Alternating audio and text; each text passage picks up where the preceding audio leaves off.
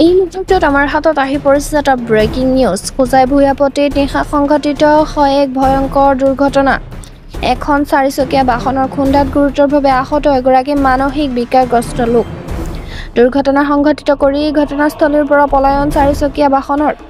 পৰৱৰ্তী সময়ত স্থানীয় ৰাইজৰ তৎপৰতা 108ৰ যোগেদি লোকজনক লৈ যোৱা হয় চিকিৎসালয়লৈ।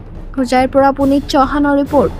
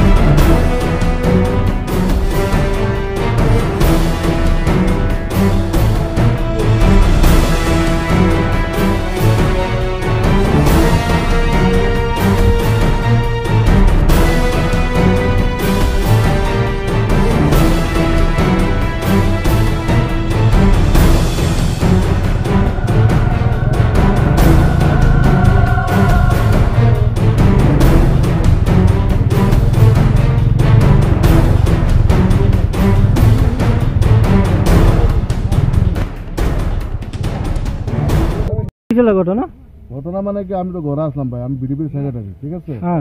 তো আমার ফোন করছে, আমার ছোটো ভাই একটা ফোন করছে, কইছে একটা অ্যাক্সিডেন্ট হয়েছে। তো মানুষটা বলে ঠিকাদার হচ্ছে মেন্টাল মানুষ, বুঝছেন। আর আইয়া দিচ্ছে না ব্লাড নাকে দেয় ফাড়াওটা আছে, নাকে ব্লাডিং হচ্ছে। তো এখন ট্রাফিক ফোন করছে 108 লয়ে গেছে না।